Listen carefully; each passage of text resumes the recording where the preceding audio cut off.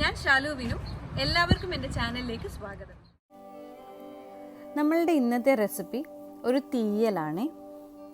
കൂണ് വെച്ചിട്ടുള്ള ഒരു തീയലാണ് നമ്മളിന്ന് ചെയ്യാൻ പോകുന്നത്. നമ്മൾ കൂണ് സ്റ്റിർ ഫ്രൈയും അതേപോലെ മെഴുക്ക് പുരട്ടിയും തോരനും ഒക്കെ ചെയ്തിട്ടുണ്ട്. തീയൽ നിങ്ങളിതുവരെ കൂണ് വെച്ച് ചെയ്തിട്ടില്ല എന്നുണ്ടെങ്കിൽ ഈ റെസിപ്പി ഒന്ന് ട്രൈ ചെയ്യണം കേട്ടോ. കൂൺ ഇഷ്ടപ്പെടുന്നവർക്ക് തീർച്ചയായിട്ടും ഈ റെസിപ്പിയും ഇഷ്ടമാവുന്നുള്ളതിന് ഒരു സംശയമില്ല. നമ്മളിവിടെ കൂണ് വാങ്ങുകയാണെന്നുണ്ടെങ്കിൽ കറിയായിട്ട് ആദ്യം ചെയ്യുക ഈ തീയലായിരിക്കും.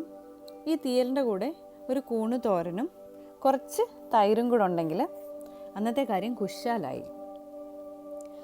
അതിന് വേണ്ടിയിട്ട് ഞാനിവിടെ ഒരു 2-2.5 കപ്പ് മഷ്റൂം കട്ട് ചെയ്തെടുത്തിട്ടുണ്ട്. ഒരു ഇടത്തരം സവാള ചെറുതായിട്ട് കട്ട് ചെയ്തെടുത്തിട്ടുണ്ട്. 3 പച്ചമുളക്, ആവശ്യത്തിന് കറിവേപ്പില, ഒരു ചെറിയ നെല്ലിക്ക വലിപ്പത്തിന് പുളി വെള്ളത്തിലിട്ട് പിഴിഞ്ഞു വെച്ചിട്ടുണ്ട്. താളിക്കാനായിട്ട് നമുക്ക് കടുകും വറ്റൽമുളകും കറിവേപ്പിലയും വേണം. ഇനി നമുക്ക് വറുക്കാനായിട്ട് ഒരു 1/2 കപ്പ് തേങ്ങയും 1/2 ടീസ്പൂൺ മഞ്ഞൾപ്പൊടിയും 2 ടീസ്പൂൺ മുളക് പൊടിയും 1/2 ടീസ്പൂൺ മല്ലിപ്പൊടിയും വേണം. ഞാനിതിലേക്ക് ഒരല്പം കുരുമുളകും കൂടെ ചേർക്കുന്നുണ്ട്. അപ്പോൾ ഇതെല്ലാം കൂടെ വറുത്തിട്ട് നമ്മൾ ഒന്ന് അരച്ചെടുക്കുകയാണ് ചെയ്യുന്നത്. ആദ്യം നമുക്ക് ഒരു പാൻ അടുപ്പിൽ വെച്ചിട്ട് അതിലാവശ്യത്തിന് വെളിച്ചെണ്ണ ഒഴിച്ചു കൊടുക്കാം. അതിലേക്ക് എടുത്തു വെച്ചിരിക്കുന്ന തേങ്ങ ചേർത്ത് കൊടുക്കാം. ഇനി നമുക്ക് ഇതൊരു ലോ ഫ്ലെയിമിലിട്ട് വേണം വറുത്തെടുക്കാൻ. ഈ തേങ്ങയെല്ലാം നല്ലതുപോലെ ഒന്ന് വറുത്ത് വന്നതിന് ശേഷം വേണം പൊടികളെല്ലാം ചേർക്കാനായിട്ട്. നിങ്ങൾക്ക് മുളക് പൊടിയും മല്ലിപ്പൊടിയും ചേർക്കണ്ടെന്നുണ്ടെങ്കിൽ വറ്റൽ മുളകും മല്ലിയും അങ്ങനെ ചേർക്കാം കേട്ടോ വറുക്കാനായിട്ട്. അങ്ങനെയാണെങ്കിൽ ഇത് ആദ്യം തന്നെ ചേർക്കണേ. ഇനി നമുക്കിതിലേക്ക് അരിഞ്ഞു വെച്ചിരിക്കുന്ന സവാളയിൽ നിന്ന് കുറച്ചും കറിവേപ്പിലയിൽ നിന്ന് കുറച്ചും എടുത്ത് ഇതിലേക്ക് ചേർക്കാം. അതിനുശേഷം നമുക്കിതെല്ലാം കൂടെ ഒന്ന് വറുത്തെടുക്കാം. പ്രത്യേകം ശ്രദ്ധിക്കുക, ലോ ഫ്ലെയിമിലിട്ട് വേണം ഇത് വറുക്കാൻ. ഇത് ഇടയ്ക്കിടയ്ക്ക് നമ്മൾ ഇളക്കി കൊടുത്തുകൊണ്ടിരിക്കണം, ഇല്ലെങ്കിൽ ഇത് കരിഞ്ഞു പോവും. ഞാൻ പറഞ്ഞതുപോലെ മല്ലിയും മുളകുമാണ് നിങ്ങൾ ചേർക്കുന്നതെന്നുണ്ടെങ്കിൽ, പൊടികളല്ലാണ്ട് മുഴുവൻ മല്ലിയും മുളകുമാണെങ്കിൽ ആദ്യം തന്നെ അത് ചേർക്കണം കേട്ടോ. ഇനി നമുക്കിതിലേക്ക് ഒരു 1/2 ടീസ്പൂൺ കുരുമുളക് കൂടെ ചേർത്ത് കൊടുക്കാം. ഇത് നിങ്ങൾക്ക് താല്പര്യം ഉണ്ടെങ്കിൽ ചെയ്താൽ മതി കേട്ടോ. ഞാൻ കുറച്ച് കുരുമുളക് ഇതിൽ ചേർക്കാറുണ്ട്, കാര്യം ഇതിനൊരു നല്ല ടേസ്റ്റ് കൊടുക്കും നമ്മൾ കുറച്ച് കുരുമുളക് ഇതിലിട്ടാൽ. ഇനി നമുക്കിത് ഇടയ്ക്കിടയ്ക്ക് ഇങ്ങനെ ഇളക്കി കൊടുത്തുകൊണ്ടിരിക്കാം. ഇപ്പോൾ നമ്മുടെ തേങ്ങയൊക്കെ നല്ലതുപോലെ ഒന്ന് വറുത്ത് വന്നിട്ടുണ്ട്. ഇനി നമുക്ക് പൊടികൾ ചേർക്കാം. ഞാൻ ഈ പൊടികളൊക്കെ ചേർക്കുന്നതിന് മുന്നേ ഈ ഫ്ലെയിം അങ്ങ് ഓഫ് ചെയ്യും. അതിന് ശേഷമേ പൊടികൾ ചേർക്കാറുള്ളൂ, ഇല്ലെന്നുണ്ടെങ്കിൽ അതൊക്കെ ഒന്ന് കരിഞ്ഞു പോവും. അപ്പോൾ നമുക്ക് ഫ്ലെയിം ഒന്ന് ഓഫ് ചെയ്തിട്ട് പൊടികൾ ചേർക്കാം. 1/2 ടീസ്പൂൺ മഞ്ഞൾപ്പൊടി ചേർക്കാം. അതിനുശേഷം നമുക്കിതൊന്ന് ഇളക്കി കൊടുക്കാം. ഓൾറെഡി ഈ പാത്രത്തിൻ്റെ ചൂട് അതിലുണ്ട്, അതുകൊണ്ട് നമ്മൾ ഓഫ് ചെയ്തിട്ട് ചെയ്താലും ആ പച്ച മണമൊക്കെ ഒന്ന് മാറിക്കിട്ടും കേട്ടോ. ഇനി നമുക്കിതിലേക്ക് മുളക് പൊടി ചേർത്ത് കൊടുക്കാം. ഞാനിവിടെ കാശ്മീരി ചില്ലി പൗഡറാണ് ചേർത്ത് കൊടുക്കുന്നത്. ഇനി നമുക്ക് അതും ഒന്ന് ചെറുതായിട്ട് ഇളക്കി കൊടുക്കാം. ഇതിൻ്റെയൊക്കെ പച്ച മണം ഒന്ന് പോകണം. ഇനി നമുക്ക് ഇതിലേക്ക് മല്ലിപ്പൊടി ചേർത്ത് കൊടുക്കാം. മല്ലിപ്പൊടി നിങ്ങളുടെ ടേസ്റ്റിനനുസരിച്ച് ചേർക്കാം കേട്ടോ. ഞാനിവിടെ ഒരു 1/2 ടീസ്പൂൺ മല്ലിപ്പൊടിയാണ് ചേർക്കുന്നത്. ചിലർക്ക് ഈ മുളകിനേക്കാളും കൂടുതൽ മല്ലിപ്പൊടിയുടെ ടേസ്റ്റാണ് കൂടുതലിഷ്ടം. അങ്ങനെയാണ് നിങ്ങൾക്ക് കുറച്ചുകൂടെ കൂടുതൽ മല്ലിപ്പൊടി ചേർക്കാം. ഇനി നമുക്ക് ഇതെല്ലാം കൂടെ ഒന്ന് നല്ലതുപോലെ മിക്സ് ചെയ്തെടുക്കാം. ഇനി നമുക്കിത് ചെറുതായിട്ടൊന്ന് തണുക്കാൻ വയ്ക്കാം. ഇത് തണുത്തതിന് ശേഷം വേണം നമുക്കിതൊന്ന് അരച്ചെടുക്കാനായിട്ട്. ഇതൊന്ന് തണുത്തിട്ടുണ്ട്. നമുക്കിനി ഈ വറുത്ത് വെച്ചിരിക്കുന്ന തേങ്ങ ഒരു മിക്സി ജാറിലേക്ക് ചേർത്ത് കൊടുക്കാം. ഇതൊരു ചെറു ചൂടിൽ നമ്മൾ വറുത്തെടുക്കുകയാണെന്നുണ്ടെങ്കിൽ നമുക്കിത് അരച്ചെടുക്കാനും എളുപ്പമായിരിക്കും. ഇപ്പോൾ ഞാൻ വെള്ളമൊന്നും ചേർക്കാതെ ആദ്യമേ കുറച്ച് അരച്ചെടുത്തിട്ടുണ്ട്. ഇനി നമുക്കിതിലേക്ക് കുറച്ച് പുളിയുടെ വെള്ളം ചേർത്ത് കൊടുക്കാം കേട്ടോ. ആദ്യം കുറച്ച് ചേർത്ത് കൊടുക്കാം. ഇപ്പോൾ ഞാൻ പുളിയുടെ വെള്ളവും ഒരല്പം വെള്ളം കൂടെ ചേർത്തിട്ട് നല്ല പേസ്റ്റ് പോലെ ഇത് അരച്ചെടുത്തിട്ടുണ്ട്.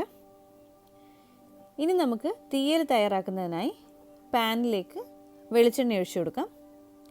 അതിലേക്ക് അരിഞ്ഞു വെച്ചിരിക്കുന്ന സവാളയും കറിവേപ്പിലയും പച്ചമുളകും ഇട്ട് കൊടുക്കാം.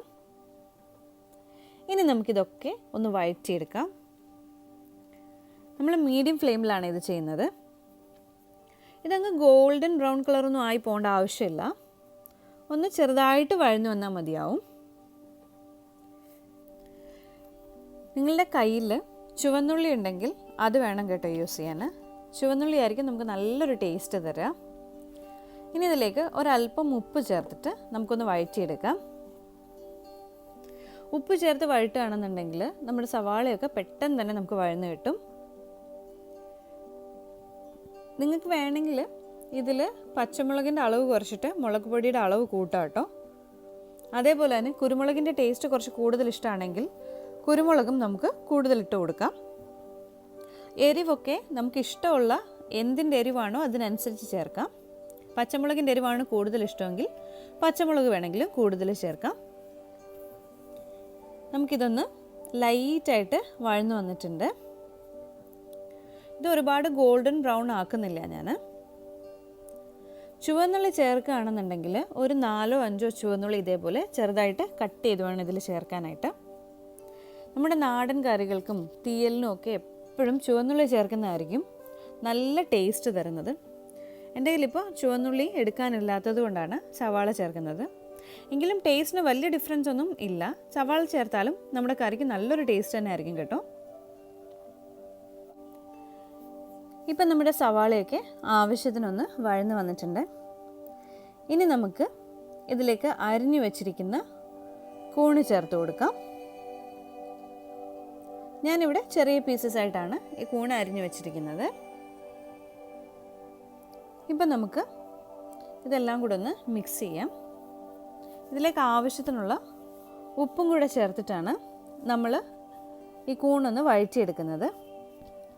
ഉപ്പും കൂടെ ചേർത്തിട്ട് നമ്മൾ വഴറ്റുകയാണെന്നുണ്ടെങ്കിൽ കൂണിൽ നിന്ന് വെള്ളമൊക്കെ പെട്ടെന്നൊന്ന് ഇറങ്ങി കിട്ടും. അപ്പോൾ നമുക്ക് ഒരല്പം ഉപ്പ് ഇതിലേക്ക് ചേർത്ത് കൊടുക്കാം. ഇനി ഇതെല്ലാം കൂടെ നല്ലതുപോലെ ഒന്ന് മിക്സ് ചെയ്യാം. ഈ കൂണ് വേവിക്കാനായിട്ട് നമ്മളിതിലൊരല്പം പോലും വെള്ളം ഒഴിക്കുന്നില്ല. കാരണം ഈ കൂണിൽ തന്നെ കുറേ വെള്ളമുണ്ട്. നമ്മളിത് മൂടി വെച്ച് വേവിക്കുമ്പോൾ ഈ കൂണിൽ നിന്നുള്ള വെള്ളമൊക്കെ ഈ കറിയിലേക്ക് ഇറങ്ങും. ആ വെള്ളമാണ് നമ്മുടെ കറിക്ക് നല്ലൊരു ടേസ്റ്റ് തരും കേട്ടോ.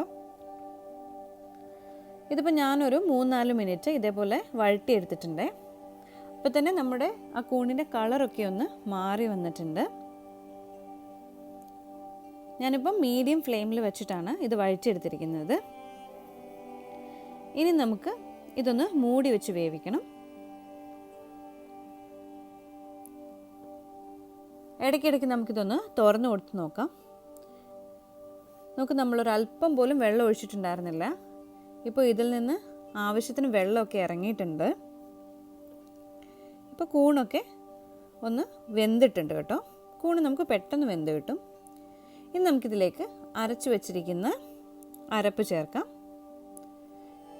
ഈ മിക്സിയിലേക്ക് ആവശ്യത്തിന് വെള്ളം കൂടെ ഒഴിച്ചിട്ട് നമുക്കിതെല്ലാം കൂടെ ഒന്ന് മിക്സ് ചെയ്ത് ഇതിലേക്ക് ഒഴിക്കാം. അപ്പോൾ നമ്മുടെ ഗ്രേവിയൊന്നും ഒട്ടും വേസ്റ്റ് ആവില്ല. ഇനി നമുക്കിതെല്ലാം കൂടെ നല്ലതുപോലെ ഒന്ന് മിക്സ് ചെയ്തെടുക്കാം.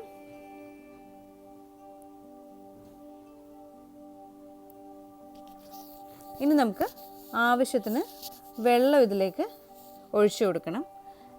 നമ്മളിത് തേങ്ങ അരച്ചിട്ടുള്ള കറി ആയതുകൊണ്ട് ഇത് പെട്ടെന്ന് കുറുകി പോകാൻ ചാൻസ് ഉണ്ട് കേട്ടോ. കുറച്ച് ഉപ്പും കൂടെ ചേർത്ത് കൊടുത്തിട്ട് നമ്മൾ ആ മിക്സി ജാറിലേക്ക് തന്നെ കുറച്ചുകൂടെ വെള്ളം ഒഴിച്ച് അത് മിക്സ് ചെയ്ത് നമുക്ക് ഈ കറിയിലേക്ക് ഒഴിച്ചു കൊടുക്കാം. നമ്മൾ ആദ്യം ഈ തേങ്ങ വറുത്തരച്ചത് പുളിയുടെ വെള്ളം വെച്ചിട്ടായിരുന്നു. അപ്പോൾ നമുക്ക് പുളി ആവശ്യമെന്നുണ്ടെങ്കിൽ ഇപ്പോൾ കുറച്ചുകൂടെ ഒഴിച്ചു കൊടുക്കാം. ടേസ്റ്റ് നോക്കുക. എനിക്കിപ്പം കുറച്ച് കുറവായിരുന്നു. ഞാൻ അതുകൊണ്ട് കുറച്ചുകൂടെ പുളി ഒഴിച്ചു കൊടുക്കണ്ടേ. ഈ ഉപ്പും പുളിയൊക്കെ ഈ തീയലിൽ നമുക്ക് നമ്മുടെ ടേസ്റ്റിനനുസരിച്ച് കൂട്ടുകയോ കുറയ്ക്കുകയോ ഒക്കെ ചെയ്യാം. എനിക്ക് പുളി ഇത്തിരി കൂടുതൽ നിൽക്കണം, അതുകൊണ്ട് ഞാൻ കുറച്ചുകൂടെ ചേർത്ത് കൊടുത്തിട്ടുണ്ട്. ഇനി ഇതെല്ലാം കൂടെ മിക്സ് ചെയ്തിട്ട് നമുക്കിതൊന്ന് തിളപ്പിച്ചെടുക്കണം. ഇപ്പം നമ്മുടെ തേങ്ങയുടെ ആ ഒരു വറുത്ത തേങ്ങയുടെ അരപ്പും ഈ കൂണും ഒക്കെ നല്ലതുപോലെ ഒന്ന് മിക്സായിട്ട് തിളച്ചു വന്നിട്ടുണ്ട്. ഇപ്പോൾ തന്നെ തീയലിൻ്റെ നല്ല ഒരു മണം വരുന്നുണ്ട് നമുക്ക്. ഇനി നമുക്ക് ഇതിൽ കടുക് താളിക്കാം. അതിന് വേണ്ടിയിട്ട് ഞാനിവിടെ ഒരു പാനിൽ വെളിച്ചെണ്ണ ഒഴിച്ചു കൊടുത്തിട്ടുണ്ട്. ഈ വെളിച്ചെണ്ണ ചൂടാകുമ്പോൾ ഇതിലേക്ക് ആവശ്യത്തിന് കടുക് ഇട്ട് കൊടുക്കാം. ഈ കടുകൊക്കെ ഒന്ന് പൊട്ടി വരണം. അതിനുശേഷം ഇതിലേക്ക് നമുക്ക് വറ്റൽമുളക് ചേർത്ത് കൊടുക്കാം. ഇനി കറിവേപ്പിലയും കൂടെ ചേർത്തിട്ട് നമുക്ക് ഫ്ലെയിം ഓഫ് ചെയ്യാം. ഇനി നമുക്കിതെല്ലാം കൂടെ ഒന്ന് മിക്സ് ചെയ്തെടുക്കാം. നമ്മുടെ താളിപ്പ് റെഡിയായി കഴിഞ്ഞു. ഇനി നമ്മുടെ തീയലിലേക്ക് ഈ താളിച്ച കടുക് ചേർത്ത് കൊടുക്കാം. നിങ്ങൾക്ക് ആദ്യം തന്നെ ഈ പച്ചമുളകും ഉള്ളിയും കൂണും ഒക്കെ വഴറ്റുന്നതിന് മുമ്പേ വേണമെങ്കിൽ കടുക് താളിച്ചിട്ടും ചെയ്യാം കേട്ടോ. രണ്ട് രീതിയിലും ചെയ്യാം. ഇത് ഇങ്ങനെ ചെയ്താൽ നമ്മുടെ കറിക്ക് കുറച്ചുകൂടെ ഒരു ടേസ്റ്റ് ഉണ്ടാവും, നല്ലൊരു ഫ്ലേവറും ഉണ്ടാവും. അത്രയേ ഉള്ളൂ, നമ്മുടെ മഷ്റൂം തീയൽ റെഡി ആയി കഴിഞ്ഞു. ഇനി നിങ്ങൾ കൂണ് വാങ്ങുമ്പം തീർച്ചയായിട്ടും ഈ റെസിപ്പി ഒന്ന് ട്രൈ ചെയ്ത് നോക്കണം കേട്ടോ. കൂൺ ഇഷ്ടപ്പെടുകയാണെങ്കിൽ തീർച്ചയായിട്ടും നിങ്ങൾക്ക് ഈ റെസിപ്പി ഇഷ്ടമാവും. അങ്ങനെ ഇഷ്ടമായാൽ എൻ്റെ ചാനലൊന്ന് സബ്സ്ക്രൈബ് ചെയ്ത് ലൈക്ക് ചെയ്ത് ഷെയർ ചെയ്യണേ.